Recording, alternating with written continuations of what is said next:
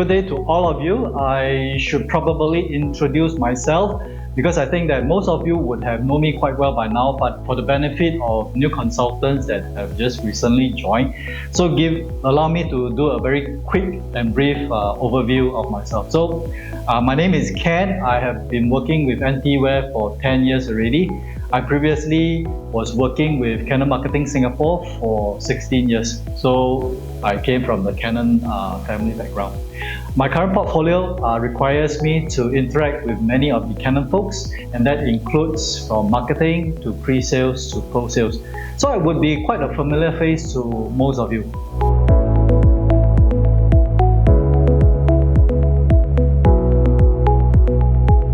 Let me start by saying this. Zero Trust Network, by definition from Microsoft, is a trusted security model as using the following guiding principles, and there is actually 3 of them. Now the first one is verify explicitly. Now always authenticate on all data points, be it a user, a laptop, device, anything that gets onto the company network. So we always need to verify and authenticate. Now that's first. The second one is actually use the least privilege access. Now this means that we only provide the minimum required access only when requested. Now this will actually greatly minimize the impact should something goes wrong. Now the last one is what we call assume breach. Now this is easy to understand. Now we will assume the worst case scenario of something that goes wrong in the network, and we will always use the maximum protection. And that would include segmenting on all endpoints, even to the extent of having silos for every endpoints. So when Zero Trust Network is deployed, it is actually a proven cybersecurity strategies for companies.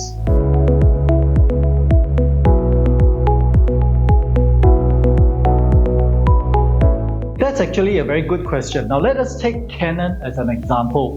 Now even though many companies are encouraging employees to come back to the office, we cannot deny the fact that a similar COVID situation may occur in the near future. Now with this in mind, many companies have adopted a hybrid workplace, including Canon itself, where users work both in the office and working from home.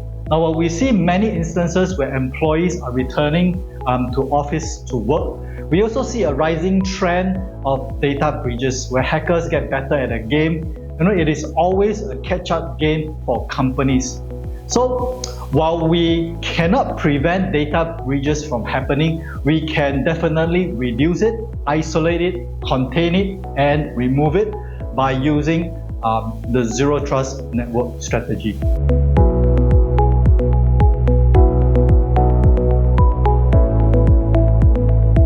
It is not an easy task to have a company to be 100% on Zero Trust Network. Alright.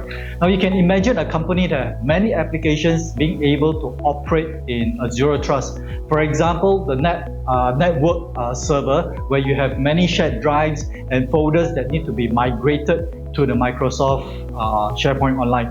Now it takes time for vendors to upgrade their systems to comply, and there is actually additional cost involved that needs to be budgeted in. So it may even be a case where customer is unaware that our print management solution, that's the uniFLOW Online, can comply with Zero Trust. Now this is where our consultants can be forthcoming and align themselves as part of the customer's goal to establish a Zero Trust network in the long run. Now it's like engaging a financial advisor. Where you encounter one that is only interested in selling you a product versus another advisor that helps you to plan for your next 10 years of where you want to be, yeah?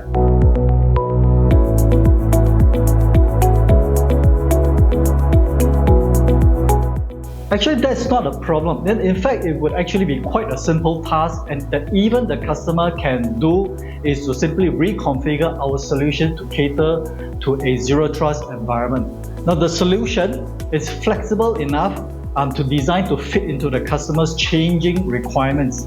Now having said that, you don't need for the stars to align to propose our solution to the customer.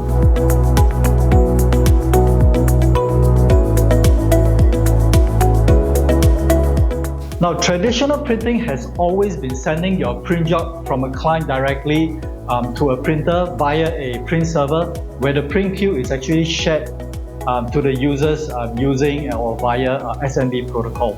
Now, SMB was actually established way back in 1984 by IBM for DOS file sharing. So, although over the years there has been versions upgrade, customers still find that SMB is a risk and will not deploy SMB. So instead, they will use currently now like OneDrive, SharePoint Online, or file sharing. So with this approach, the traditional printing will not work in this sense.